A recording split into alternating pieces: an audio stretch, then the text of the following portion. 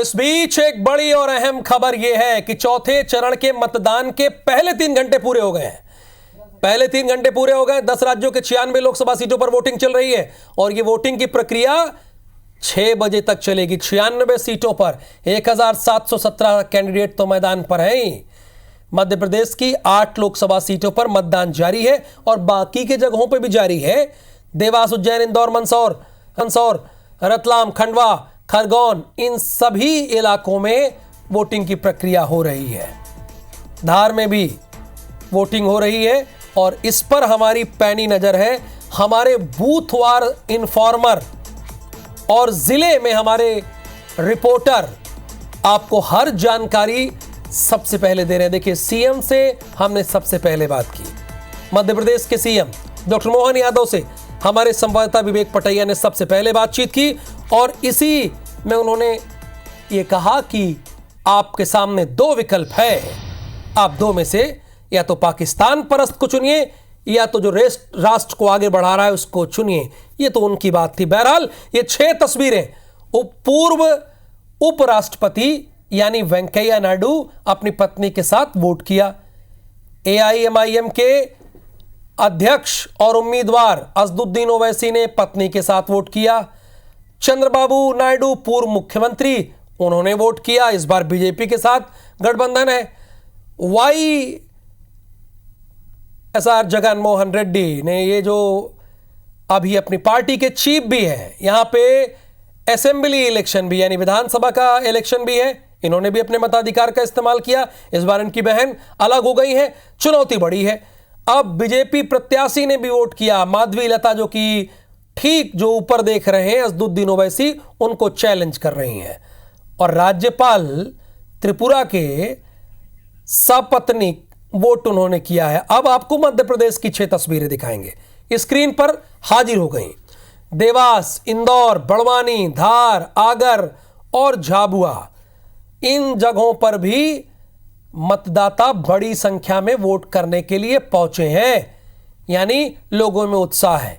और ये धार की तस्वीर तो अपने आप में सुखद एहसास दिलाती है, क्योंकि सारे पुलिस की ड्रेस में हैं, लेकिन इन्होंने अपने मताधिकार का इस्तेमाल किया है। अच्छी बात है, खुश नसीब है।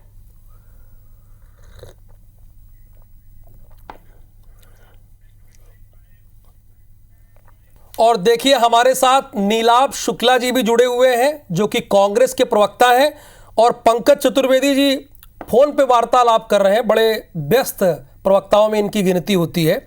आवाज आ नहीं रही तो आवाज आ जाएगी थोड़ी देर में पंकज जी। लेकिन नीलाभ जी, चूंकि 8 सीटों पर आज तो मतदान है, कुछ सीटों पर आप टक्कर भी दे रहे हैं, लड़ाई बड़ी कड़ी है, लेकिन बीजेपी फुल कॉन्फिडेंस में। अभी मुख्यमंत्री ने भी कहा कि भैया इसमें कोई नहीं है, आप लिख एकदम कोई नहीं डाउट है, 8 की 8 सीटें हमारी है, जैसे पिछली बार थी।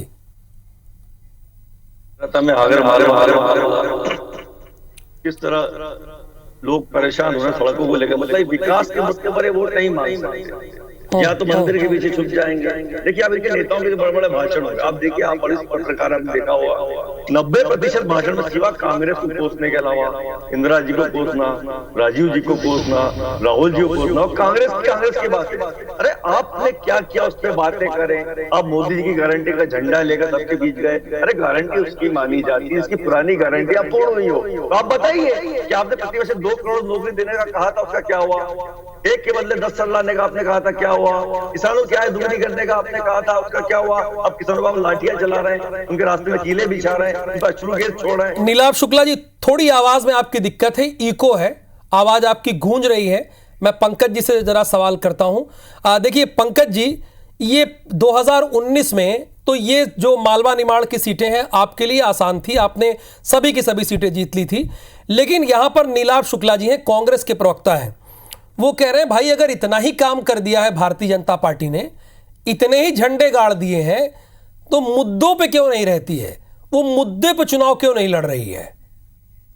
देखिए, मुझे लगता है कि कांग्रेस पार्टी और कांग्रेस पार्टी के कर्ता धर्ता श्रवण बाधित भी है, दृष्टि बाधित भी है।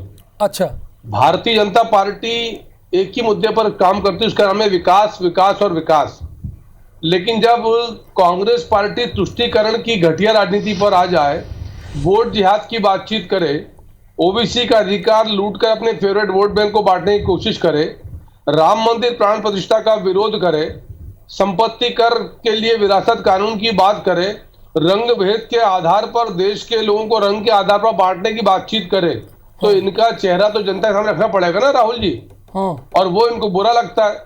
हम तो कहते हैं आओ चलो विकास पर बात करते हैं, भारत की आर्थिक स्थिति पर बात करते हैं, भारत की विदेश नीति पर बात करते हैं, भारत की दुनिया भर में धाक और साख पर बातचीत करते हैं, भारत की सड़कों पर, रोडवेज पर, हाईवेज पर, एयरवेज पर, वाटरवेज पर बात करते हैं, भारत के मेडिकल कॉलेज, अस्पताल। जी, रतलाम में चुनौती है।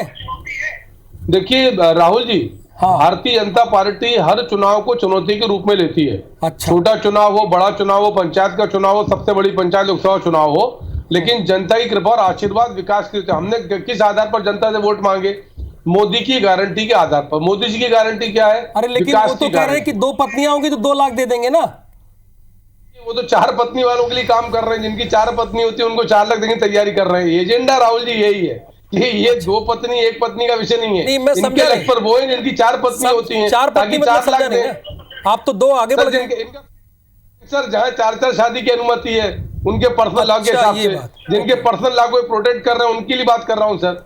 इनके ये बात SC ST OBC करते हैं, पर इनके निशाने पर इनका फेवरेट वोट बैंक होता है, ये उसी लिए बात कर रहे हैं। नीलाभ जी के पास जाऊंगा, प्रतिक्रिया लूंगा, लेकिन इस बीच कुछ अपडेट्स आ रहे हैं। नीलाभ जी आ रहा हूं, कुछ अपडेट्स आ रहे हैं दर्शकों को, वो भी दिखाते चले। खंडवा की बात करते हैं। लोकसभा चुनाव के चौथे चरण में भारी उत्साह यहां पर देखने को मिल रहा है। खंडवा लोकसभा क्षेत्र के 2273 मतदान केंद्रों में वोटिंग लगातार जारी है। लोग लगातार बढ़ चढ़कर वोट कर रहे हैं। कई जगह पिंक बूथ बनाए गए हैं। शहर के आनंद नगर पिंक बूथ का जायजा लेने के लिए हमारे सहयोगी पहुंचे। प्रतीक मिश्रा की पहले रिपोर्ट देखते हैं और उसके बाद नीलाभ शुक्ला के पास जाएंगे। चौथे चरण के निर्वाचन में खंडवा संसदीय क्षेत्र के 2273 मतदान केंद्रों पर मतदान की प्रक्रिया शुरू हो गई है और सुबह से ही लोग मतदान करने पहुंच रहे हैं। इस वक्त हम मौजूद हैं खंडवा के आनंद नगर क्षेत्र स्थित पिंक बूथ पर, जहां 1 नहीं 2 नहीं 3 बूथ जो हैं वो पिंक बनाए गए हैं और मतदाताओं का उत्साह जो है वो यहाँ पर देखने को मिल रहा है। लोग सुबह से मतदान करने के लिए पहुंचे हैं। कुछ लोगों से भी हम जानते हैं कि क्या कुछ अनुभव है उनका। सुबह से आप मतदान करने के लिए पहुंच गए, कैसा अनुभव है, कितना जरूरी है? बहुत जरूरी है। सब काम से पहला जरूरी है मत का उपयोग करना, पहला काम, उसके बाद दूसरे काम। चलिए, आप भी कतार में लगे हुए हैं सुबह से मतदान करने के लिए, क्या कहना चाहेंगे लोगों के लिए? प्रजातंत्र में बहुत ज़रूरी है, मतदान का महत्व है। और मीडिया के सामने मैं कहना चाहूँगा कि इस मतदान से निश्चित रूप से देश में एक नई क्रांति, एक नया ऊर्जा पैदा होगी। और हम चाहेंगे कि इस उम्र में भी, व्हेन आई एम 76, मैं मतदान के लिए पूरी तरह से सक्षम हूँ। तो आपने देखा कि 76 की उम्र में भी जो मतदान का उत्साह है वो यहाँ लगातार दिखाई दे रहा है। और मैं आपको इस तरफ और दिखाना चाहूँगा कि यहाँ पर 3 पिंक बूथ जो हैं वो बने हुए हैं। इसके साथ ही यहाँ पर आने वाले जो मतदाता हैं उनके लिए सेल्फी पॉइंट भी बनाए गए हैं, जहाँ वो मतदान करने के बाद उंगली दिखाते हुए सेल्फी भी ले सकते हैं। आप देख सकते हैं पिंक बूथ जो है वो यहाँ पर तीनों तैयार हैं और लगातार पूरे संसदीय क्षेत्र में मतदान का दौर जो है वो जारी है। पल पल की अपडेट हम आप तक पहुंचाते रहेंगे। प्रतीक मिश्रा, IBC 24। देखिए, 76 की उम्र में आप मतदान कर रहे हैं, लेकिन 74 की उम्र में देश के प्रधानमंत्री नरेंद्र मोदी लगातार रैलियां और रोड शो भी कर रहे हैं। एक हकीकत तो यह भी है। बहरहाल, धार से खबर यह है कि पूर्व केंद्रीय मंत्री विक्रम वर्मा ने मतदान किया है। मध्य प्रदेश की सभी 29 सीट जीतने का दावा किया है। तीसरी बार उन्होंने कहा है कि भारतीय जनता पार्टी पूर्ण बहुमत से बनने जा रही है। इस बार के इस चरण में मतदान का प्रतिशत हमारी अपेक्षा के अनुरूप रह रहा है। पिछली बार धार संसदीय क्षेत्र में जो प्रतिशत था, हम उसको क्रॉस करेंगे ऐसा मुझे विश्वास है। और जो रुझान आ रहे हैं वो भी सब हमारे पक्ष में। माननीय मोदी जी के प्रति लोगों की आस्था, विश्वास, उसकी अभिव्यक्ति लोग वोट के माध्यम से कर रहे हैं। तो मध्य प्रदेश की 8 सीटों पर इस वक्त मतदान लगातार चल रहा है। वोटिंग परसेंटेज भी हम बता रहे हैं और वोटिंग परसेंटेज बेहतर ही बताया जा रहा है। हालांकि मुख्यमंत्री ये कह भी रहे हैं कि पिछले 3 चरणों में जो वोटिंग परसेंटेज हुआ है उसके मुकाबले इस चौथे चरण में वोटिंग परसेंटेज बढ़ेगा। और खंडवा, खरगोन, धार, इंदौर, उज्जैन, रतलाम और मंदसौर यानी मालवा निमाड़ की ये 8 सीटें जहां पर इस वक्त मतदान लगातार चल रहा है और वहां से जुड़ा हुआ अपडेट आपके सामने लगातार दे रहे हैं। जहां पर भी जो प्रत्याशी वोट डाल रहे हैं, सबसे पहले IBC 24 वो तस्वीरें भी बता रहा है, उनसे बातचीत भी कर रहा है और आम लोग जो सवेरे 5 बजे से ही मतदान बूथों पर पहुंचे हुए हैं लाइन लगाकर, वो तस्वीरें भी आपको दिखा रहे हैं। न सिर्फ ये, बल्कि देश भर की जिन 96 सीटों पर इस वक्त मतदान चल रहा है वहां की तस्वीरें भी आपको हम लगातार बता रहे हैं। और झारखंड के सीएम चंपई सोरेन, चूंकि हेमंत सोरेन तो जेल में बंद है, अरविंद केजरीवाल तो निकल गए अंतरिम जमानत के तहत, 2 तारीख को सरेंडर करना पड़ेगा, लेकिन चंपई सोरेन अपनी पत्नी के साथ यहां पर वोट डालने गए हैं। तो हमने कहा वो तस्वीरें भी आपके सामने रखी जाए, दिखाई जाए, वहां भी चुनाव है। तो सवाल तो यही है कि एक एक वोट हितेश जी अपने आप में बड़ा निर्णायक होता है। बिल्कुल। तो ये नहीं सोचना चाहिए कि भैया हमारे एक वोट से क्या होगा, आपके वोट से देश का निर्माण होगा। तो देश का निर्माण में आप हिस्सा लीजिए और चौथे चरण के घमासान का सारा अपडेट आपको IBC 24 देता रहेगा। एक बार फिर से आ गई ये तस्वीर, चंपई सोरेन मुस्कुरा रहे हैं। चंपई सोरेन ने कल्पना नहीं किया होगा कि मुख्यमंत्री बन जाएंगे, लेकिन बन गए। हेमंत सोरेन के बाद इनका नंबर लग गया। कई सारे राज्यों में बड़े इस तरह के परिवर्तन देखने को मिलते हैं। कुछ कह रहे हैं चंपई सोरेन, कुछ कह रहे हैं, एक बार सुन भी लेते हैं।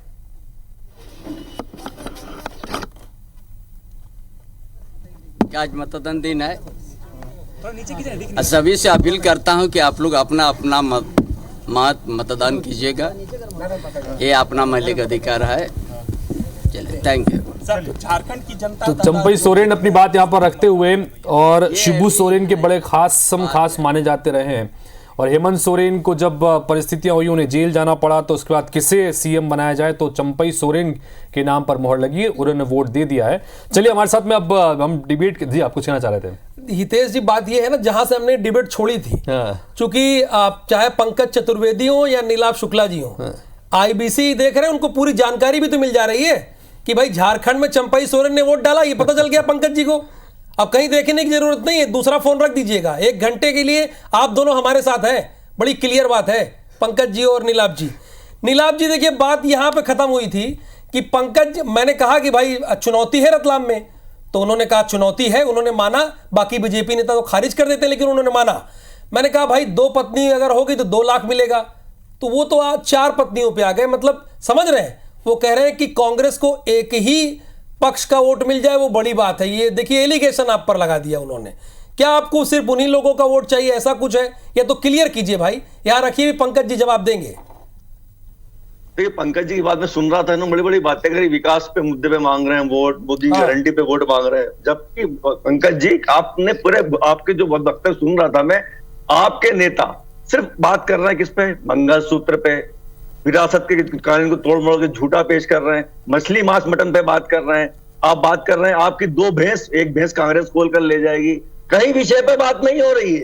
हद तो तब होती कि देश के सर्वोच्च पद पर बैठे हुए व्यक्ति ये कहते कि टेम्पो में भर भर के अंबानी और अडानी काला धन कांग्रेस को दे रहा है। अरे सरकार आपकी है, आप सर्वोच्च पद पर बैठे हैं, आपको पूरी जानकारी है। ईडी लगाइए, सीबीआई लगाइए, इनकम टैक्स की रेड डालिए, तत्काल गिरफ्तार कीजिए उन्हें। जब आप दावे से कह रहे हैं एक सर्वोच्च पद पर बैठे जवाबदार व्यक्ति है, जो कह रहे काला धन अबानी अंडानी पास है, वो कांग्रेस को दे रहा है। इस तरह की बातें करके आप सिर्फ सिवा लोगों का ध्यान भटकाने की कवायद कर रहे हैं। अब विषयों पर बात ही नहीं कर रहे हैं। आपके बड़े बड़े नेताओं के भाषण मैंने सुने, 90% भाषण सिवा। अच्छा नीलाभ जी, आप लगातार ये कहते हैं, कांग्रेस पार्टी के तमाम नेता नीलाभ जी लगातार ये आरोप लगाते हैं भारतीय जनता पार्टी के ऊपर कि मुद्दों से ध्यान भटकाने के लिए ऐसे ऐसे मुद्दों को उठाया जा रहा है जो जनता से जुड़े नहीं है।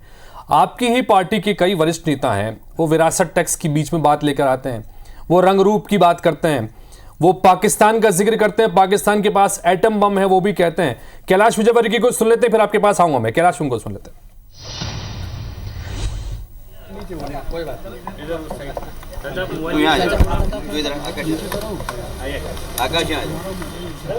थोड़ा सा पीछे हो जाओ। ये बढ़िया है, पूरे परिवार को सेट कर ले रहे हैं फ्रेम में। आकाश इधर आ जाओ, पत्नी उधर आ जाओ, सबको सेट कर लिया कैलाश विजयवर्गीय ने। सुनते हैं। मुस्लिम भाइयों के अभी अगर लाइन लगी है तो वही मोदी जी को वोट देंगे, क्योंकि गरीब कल्याण की योजनाओं का लाभ यदि सबसे ज़्यादा मिला है तो हमारे मुस्लिम भाइयों को मिला है। ये बात सही है। कांग्रेस उनके पास कह कर गई कि नोटा में वोट डालो, बाकी कोई वोट डालेगा नहीं। इंदौर शहर सकारात्मक शहर है, नकारात्मक शहर नहीं है, और इसलिए लोग वोट डालेंगे। 14 ऑप्शन है, 14 में से किसको भी दे सकते हैं, पर हाँ लोग मोदी जी को तीसरी बार प्रधानमंत्री के रूप में देखना चाहते हैं। सर 25 लाख का क्या होगा सर? अब आपने कहा था 25 लाख देंगे अगर कांग्रेस को किसी बूथ पे वोट नहीं आता तो। आज भी मैं कह रहा हूँ कि अगर जिस पोलिंग बूथ पे सर्वाधिक परसेंटेज होगा वहाँ पर हम वहाँ के पोलिंग बूथ के कार्यकर्ताओं को सम्मानित करेंगे। युवा देश का मोदी जी के साथ आपको नजर आ रहा है? बहुत ज़्यादा। देखिए, युवा की आशा की किरण सिर्फ मोदी जी है, और आज के समय में जब सारी दुनिया के अंदर एकदम अराजकता मची हुई, दो युद्ध हो रहे हैं, मतलब 4 देशों के अंदर युद्ध हो रहे हैं, बाकी देशों में तनाव चल रहा है। इसी समय में सिर्फ भारत एक ऐसा देश है जिसकी की आर्थिक प्रगति हो रही है, उसकी ग्रोथ रेट बढ़ रही है, तो ये हम सबके लिए गर्व की बात है। और ये मोदी जी का कुशल नेतृत्व। तो कैलाश विजयवर्गीय को इस वक्त आप सुन रहे थे, जैसा आपने राहुल कहा कि उन्होंने पहले सबको सेट किया कि सब लोग आ जाइए, तो कैलाश विजयवर्गीय तो सेट करने में बड़े माहिर खिलाड़ी हैं, और कांग्रेस पार्टी बड़ा बखूबी जानती है कि किस तरह से इंदौर में इस बार सब चीजें चली और आखिरी वक्त में उनके प्रत्याशी ने गच्चा दिया। कैलाश विजयवर्गीय की बड़ी भूमिका उसमें थी। तो चौथे चरण का घमासान लगातार जारी है। इन सब के बीच चौथे चरण में 10 राज्यों की 96 सीटों पर इस वक्त देश भर में मतदान चल रहा है, और वहां का तमाम अपडेट आपके सामने दिख रहे हैं। और 3.5 घंटे तक का वक्त हो चुका है जब अब तक वोटिंग यहां पर चल रही है, और वोटिंग परसेंटेज भी निकल के सामने आ रहा है, वो भी आपके सामने रख रहे हैं। और हमारे साथ में दोनों मेहमान भी बने हुए हैं, हम उनसे भी लगातार यहाँ चर्चा कर रहे हैं, पंकज चतुर्वेदी जी और नीलाभ जी से एक सवाल किया था लेकिन थोड़ा सा अंतराल लंबा हो गया। नीलाभ जी, वहीं से शुरुआत करते हैं। सवाल यही था कि आप लगातार ये कहते हैं कि भारतीय जनता पार्टी के जो नेता हैं वो मुद्दों से ध्यान भटकाने के लिए इस तरह की बयानबाजी कर रहे हैं, लेकिन आपकी पार्टी के भीतर से भी तो इस तरह के बयान लगातार सामने आ रहे हैं, जिसकी वजह से उन मुद्दों पर चर्चा करने का मौका भी विपक्ष को मिल जाता है, घेरने का मौका मिल जाता है। पाकिस्तान का जिक्र हो रहा है, रंग रूप का जिक्र हो गया, विरासत टैक्स की बात हो गई, कैसे देखेंगे इसे? देखिए, हमारे जो गुस्से के नेताओं ने इस तरह की बयानबाजी की, हमसे कहीं भी कतई इत्तेफाक नहीं रखते हैं। उनके व्यक्तिगत बयान है, हम अधिकृत इसकी आपको बयान भी जारी कर चुके हैं, उनके अपने अपने बयान है। लेकिन भारतीय जनता पार्टी के नेताओं सार्वजनिक मंच से हर भाषणों में एक नहीं कई बार उन बातों का जिक्र करते हैं, विषयों पर बात नहीं करते। पंकज जी बड़ी बड़ी बातें करते हैं, मोदी की गारंटी, आपने मेरी बात को सुनी नहीं। पंकज, जब मोदी जी की गारंटी को लेकर आप में जाते हैं तो जनता आपसे पूछती तो हुई कि प्रतिवर्ष 2 करोड़ नौकरी देने की आपने बात की, तो उसका क्या हुआ? बहुत हुई महंगाई की मार, अब की बार मोदी सरकार ये नारा आप क्यों नहीं लगाते? बहुत हुई पेट्रोल डीजल की मार, अब की बार मोदी सरकार ये नारा आप क्यों नहीं लगाते? मोदी ने महिला सुरक्षा के बारे में बड़ी बड़ी बातें कही थी, मणिपुर में महिलाओं को निर्वस्त्र किया जा रहा है, बलात्कार हो रहा है, उसको आप पलट के देखते भी नहीं। आपके सांसद महिला पहलवानों का यौन उत्पीड़न करते हैं, आप एक शब्द नहीं बोलते। उसके बेटे को आप सांसद का टिकट देते, महिला पहलवान आहत होकर प्रताड़ित होकर अपने मेडल आपकी चौखट पर रख देती है। आप किसानों की दुगनी आय की बात भी नहीं करते, किसानों पर आप लाठियां चलाते, गोलियां चलाते, उनके रास्तों पर कीले भी जाते हैं। अब वो बातें भी आपने बंद कर दी। काला धन लाने की बात तो बहुत दूर हुई, आपके चहेते पितृ उद्योगपति सफेद धन लेकर फुर्र हो गए, उसके बारे में आप बात नहीं करते। ना आप शिक्षा की बात करते, ना चिकित्सा की बात करते हैं। अरे नीलाभ शुक्ला जी, देखते हैं, बात करते हैं नहीं। आप यहाँ कह रहे हैं ना इसी डिबेट में कि बात नहीं करते हैं। पंकज जी हैं, पंकज जी वो कह रहे हैं कि अगर किसानों की आय दोगुनी की बात हम करते हैं। अब नीलाभ जी सुन भी तो लीजिए, महाराज सुनेंगे नहीं तो काम कैसे होगा ना, सुनना तो पड़ेगा ही, चाहे मैं हूं, चाहे आप हो, चाहे पंकज जी हैं, सुनना सबको पड़ेगा। तो पंकज जी वो तो कह रहे हैं कि बताइए भाई कि किसानों की आय दुगना होने की बात आप क्यों नहीं करते हैं? नीलाभ जी कह रहे हैं कि जब भी हम काम की बात करते हैं तो आप लोग काम की बात नहीं करते हैं। देखिए, पहला विषय तो किसानों की आय से बात करते हैं। 2014 में देश के किसान की आय और फसलों का समर्थन मूल्य और 2024 का यदि राहुल गांधी जी और उनकी पार्टी के मित्र देखते हो, शायद किसान की आय दुगनी की बात नहीं करते।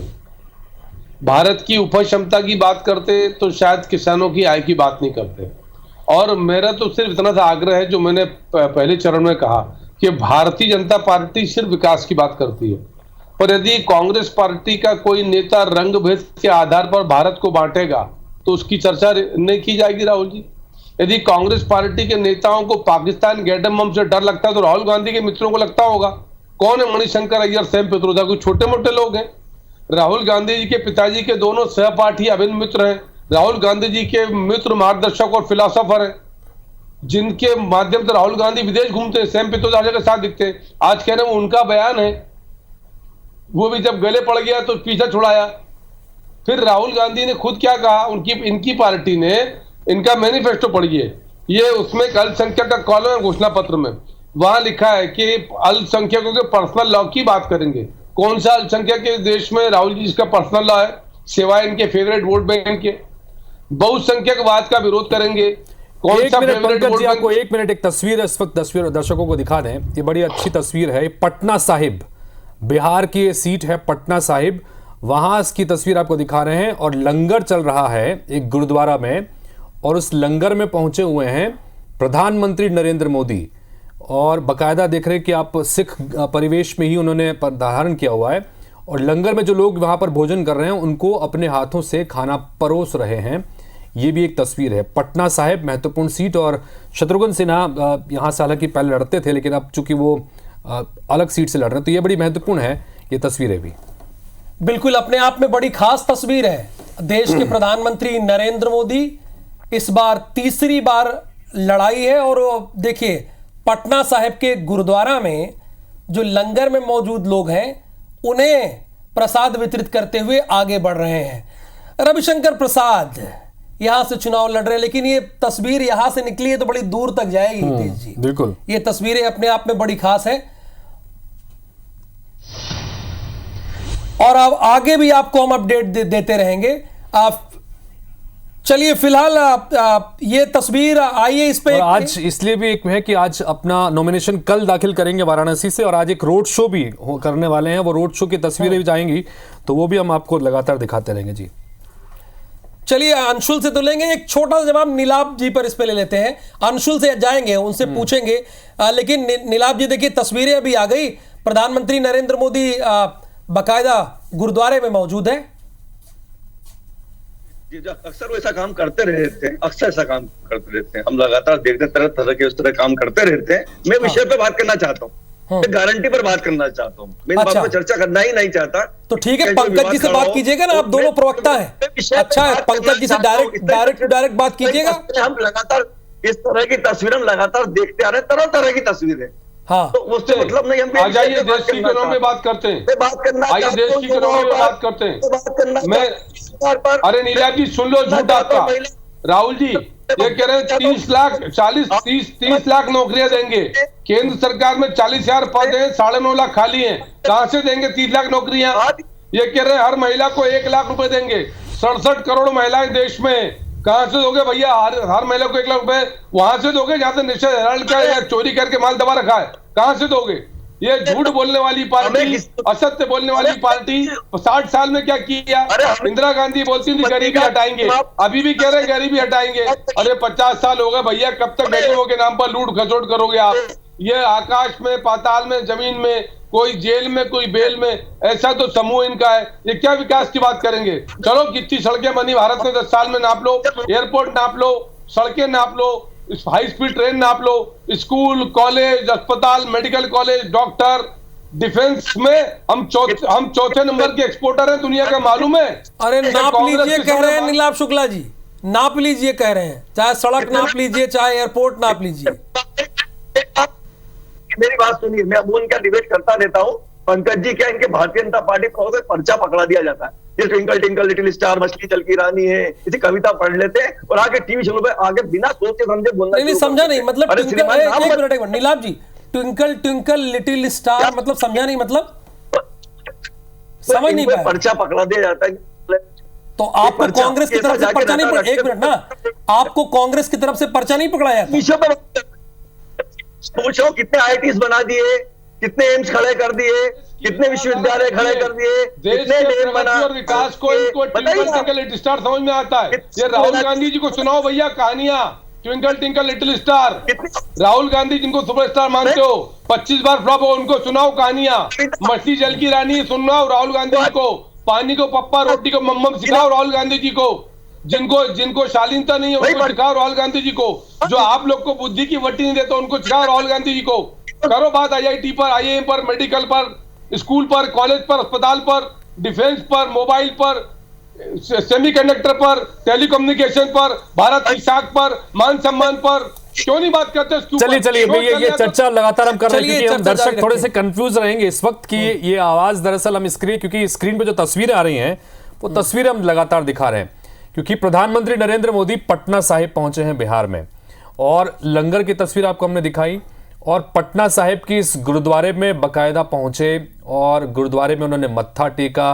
वहां पर तमाम जो लोग मौजूद थे, श्रद्धालु वहां पर पहुंचे हुए हैं, उनसे मुखातिब हुए, बच्चों से हाथ मिलाते नजर आए। लंगर में से पहले बाकायदा लंगर जहां बन रहा था वहां पर भी पहुंचे हैं, और ये देखिए लंगर में खाना बनाते हुए भी उन्होंने नजर आए।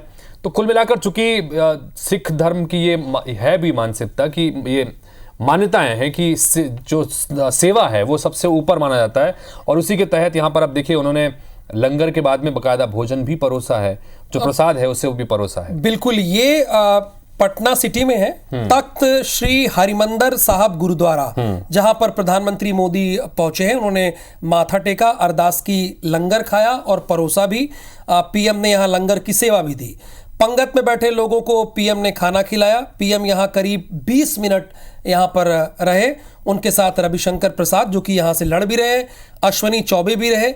ये पहला मौका है हितेश जी, ये पहला मौका है जब कोई पीएम, मैं आपको बता रहा हूं, ये पहली मर्तबा है जहां तक मुझे याद है पॉलिटिक्स के इतिहास में कि कोई पीएम पटना साहिब गुरुद्वारे गया हो। ये पहला मौका है। देश के प्रधानमंत्री नरेंद्र मोदी यहां पर पहली बार पहुंचे हैं। तो पटना साहिब गुरुद्वारे पहुंचने के दौरान सड़क की चौड़ाई कम होने से पीएम का कारकेट फंस भी गया था। उस दौरान हमें यह भी जानकारी मिली। खैर ये तो बात होगी, लेकिन अपने आप में ये एक बड़ी बात है कि अब तक इतने प्रधानमंत्री हुए जवाहरलाल नेहरू से लेकर मोदी जी पहले हैं जो उस पटना साहिब के गुरुद्वारे में पहुंचे हैं। बिल्कुल, ये अपने आप में बड़ी बात है। तस्वीरें, और दूसरी तस्वीर में कैलाश विजयवर्गीय है। ये देखिए, जो आप बता रहे थे कि ये लंगर बनाया भी है, उन्होंने परोसा भी है, उसके पहले सभी प्रक्रियाओं में हिस्सा लिया है। तो अपने आप में तस्वीरें इसलिए भी खास हो जाती है कि देश के प्रधानमंत्री हैं और यहां पर पहुंचे हुए हैं, तो जाहिर सी बात है ये दिखाना हमारा फर्ज है और हमारा दायित्व है। फिलहाल बहस तो बहुत जरूरी है। नीलाभ शुक्ला जी में और पंकज चतुर्वेदी जी में बहस हो गई है। अब चूंकि दोनों भाई राष्ट्रीय पार्टी हैं, जाहिर सी बात है, और कांग्रेस की एक बात है, मैं जानता हूं हितेश जी, कि जब किसी को ये टिकट देते हैं तो बकायदा बूथ लेवल पर जांच होती है। बूथ लेवल के बाद पीसीसी, और पीसीसी के बाद 24 अकबर रोड जाती है, वहां पे निरीक्षण होता है। लेकिन फिर भी अक्षय कांति बम चले जाते हैं। ये मतलब भाई बूथ लेवल पर तो कैसे चले गए, ये तो सोचा जाएगा ना। और एक राष्ट्रीय पार्टी होने के बावजूद नीलाभ शुक्ला जी को आज ये कहना पड़ रहा है कि नोटा पर वोट मांगी। ये क्या गर्व का विषय हो सकता है? मैं नीलाभ जी से आपसे समझना चाहता हूं, क्योंकि नीलाभ जी आपके यहां टिकट बांटने की प्रक्रिया बहुत कड़ी है, मैंने देखा है। लेकिन फिर आप ऐसे कैसे लोगों को चुन लेते हैं कि पंकज जी कहते हैं कि अरे भाई आ जाओ अक्षय कांति, और वो आ जाते हैं? ऐसे थोड़ी होता है। डटे रहना चाहिए कि हम कांग्रेस के साथ हैं। अब मैं बोलूं? हाँ, बोलना ही है आपको। देखिए अक्षय कांति बम जो थे, उन्हें हमने चुनाव में जो प्रत्याशी बनाया था, उन्हें दबाव प्रभाव बनाकर, आपने देखा होगा कि भाजपा के वरिष्ठ नेता लोग जाके उनका नामांकन वापस करवा लिया। देखो, किसी के पेट में बैठा नहीं होता। अक्षय कांति बम पर कांग्रेस पार्टी ने भरोसा किया, लेकिन दबाव प्रभाव बनाकर, पता नहीं क्या कर किस तरह का दबाव बनाया भारतीय जनता पार्टी ने, तो लोकतंत्र के ऊपर एक दाग लगा दिया।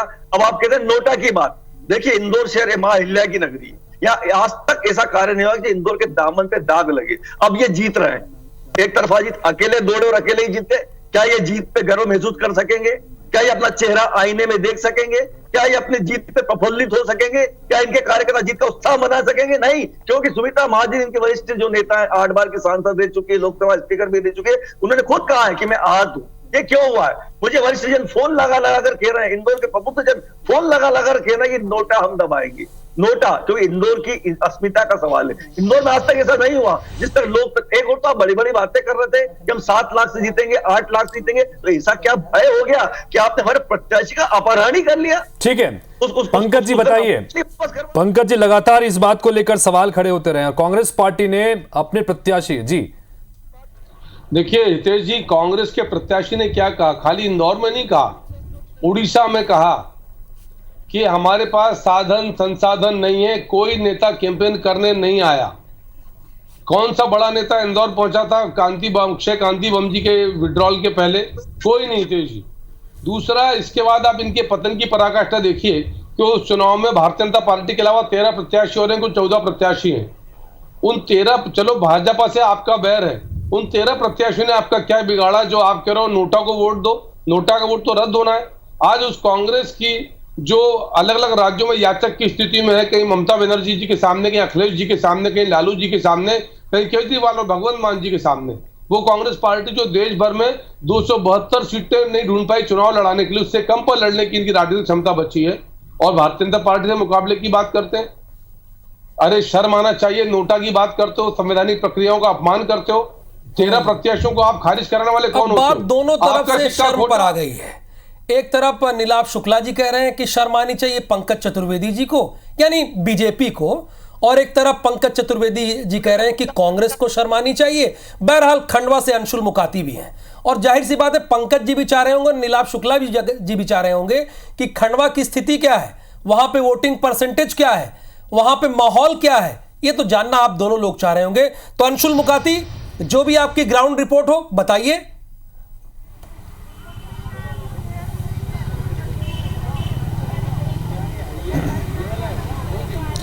बिल्कुल राहुल, आपको बता दें इस वक्त हम खंडवा लोकसभा में हैं। खंडवा लोकसभा के एक आदर्श मतदान पर हम मौजूद हैं, और जिस तरह का उत्साह लोगों में सुबह दिखाई दिया था, मतदान केंद्रों के बाहर लाइन दिखाई दी थी, जिसका असर ये भी हुआ था कि लगभग 14.68% मतदान जो है वो 9 बजे तक यहाँ पर हो चुका था। लेकिन कहीं ना कहीं मतदान में अब गति जो है वो थोड़ी धीमी हुई है। लोग पहुँच तो रहे हैं मतदान केंद्रों तक, लेकिन वो संख्या अब यहाँ पर नहीं दिखाई दे रही जो कि सुबह के समय दिखाई दे रही थी। और यही कारण भी है कि लगातार अब यह भी सवाल खड़े हो रहे हैं कि जो पिछले 3 चरणों में तस्वीर निकल कर के सामने आई है, पिछले 3 चरणों में जिस प्रकार की स्थितियां बनी हैं, क्या उसी प्रकार का वोटिंग परसेंट इस बार भी तो खंडवा में नहीं दिखाई देगा? हालांकि अभी बहुत समय बाकी है। दूसरी मतदान जो है मतलब 10 बजे तक का जो वोटिंग परसेंट है वो सामने आना बाकी है। लेकिन जिस तरह से लाइनें यहाँ से ख़त्म हुई हैं, उससे एक चिंता जो है वो ज़रूर यहाँ पर दिखाई दे रही है। हालांकि कुछ मतदान केंद्र जो हैं ग्रामीण इलाकों के, वहाँ पर लाइनें जो हैं वो दिखाई भी दी हैं, लेकिन कुछ जगहों पर लाइनें अब समाप्त हो रही हैं। और यही कारण भी है कि जो वोटिंग परसेंट को लेकर के चिंता लगातार जाहिर हो रही थी, उसका अब क्या होगा। हालांकि मौसम जो है वो ज़रूर यहाँ पर साथ दे रहा है, धूप जो है वो यहाँ से गायब है, लेकिन लोग जो हैं वो अभी तक मतदान केंद्रों पर उस संख्या में नहीं पहुँचे जिस संख्या में सुबह हमें यहाँ पर लोग दिखाई दे रहे थे। हालांकि आपको एक चीज़ ये जरूर बताऊँ कि बड़ी संख्या में यहाँ पर महिला मतदाताएं जो, चलिए ठीक है अंशुल, आप नजर बना के रखिए। जाहिर तौर पर चूंकि हम इसी बात को लेकर लगातार चिंता जाहिर भी कर रहे हैं हर दौर में कि सुबह तो बड़ा अच्छा खासा वोटिंग परसेंटेज देखने को मिलता है, लेकिन उसके बाद जब मौसम प्रतिकूल होता है, गर्मी बढ़ती है, तो धीरे धीरे मतदान केंद्रों पर मतदाताओं की संख्या कम होने लगती है। ये स्वस्थ चीजें नहीं है, चूंकि लोकतंत्र की मजबूती इसी में है कि ज्यादा से ज्यादा संख्या में आप मतदान बूथ तक पहुंचें और अपने मताधिकार का प्रयोग करें। मैंने भी वोट किया, आप स्क्रीन पर देखें, लगातार वो लोगों की तस्वीर हम दिखा रहे हैं जिन्होंने वोट किया है और बाकायदा सेल्फी भेजी है अपनी उंगली पर शाही लगाकर, निशान लगाकर। तो आप भी वोट करिए और हमें तस्वीरें भेजते रहिए। चर्चा को आगे बढ़ाते हैं। नीलाभ जी, इन सब के बीच में चलिए, हमने बहुत सारी अलग अलग चीजों को लेकर चर्चा की। 8 सीटें, इन 8 सीटों पर कांग्रेस पार्टी किस तरह से देख रही है? हालांकि एक सीट पर तो आप मैदान से बाहर हो चुके हैं, लेकिन बाकी बची सीटों पर भी क्या उम्मीद कर रहे हैं? कांग्रेस पार्टी बाकी बची सभी निमाड़ मोड़वा की सभी अच्छी फाइट कर रही है और एक बेहतर परिणाम आएंगे। मैं पंकज जी की बात का जवाब देके आप बीच में आपने जो रोक दिया, पंकज जी कह रहे असंवैधानिक काम कर रहा है नोटा पर। श्रीमान, नोटा का विकल्प निर्वाचन आयोग ने दे रखा है। गुलाबी रंग का बटन आता है, आप गाँव में देखा होगा, निर्वाचन आयोग ने दिया हुआ है कि अगर कोई उम्मीदवार अपात्र है, अविश्वसनीय है, अयोग्य और नापसंद है, तो हमें अधिकार है कि हम नोटा दबाएं, हमें अधिकार है हम नोटा दबाएं। और आपके उम्मीदवार ऐसा कार्य किया है जो शहर के हित में नहीं है, शहर के लोकतंत्र का मखौल मजाक बनाया है, तो शहर की जनता को यह अधिकार है कि वो नोटा दबाए। यह संवैधानिक नहीं है, संविधान ने हमें हक दिया है, तो संविधान पढ़े उसके बाद बकवास करें। चलिए पंकज जी बताइए। देखिए, उसके बाद बकवास कर रहे हैं। तेज जी, कहां से ढूंढ के लाते हो आप कांग्रेस के लोगों को जिनको राहुल गांधी तमीज भी नहीं सिखाते? मतलब मेरी बात बकवास लग रही है। एक जगह बाहर हो गए, बाकी जगह हाल की कगार पर है, शालीन तक घर पर रखकर आते हैं। इनको बुलाते हो सर? संविधान कैसे लोगों को बुलाते हो सर? कैसे लोगों को बुलाते हो सर?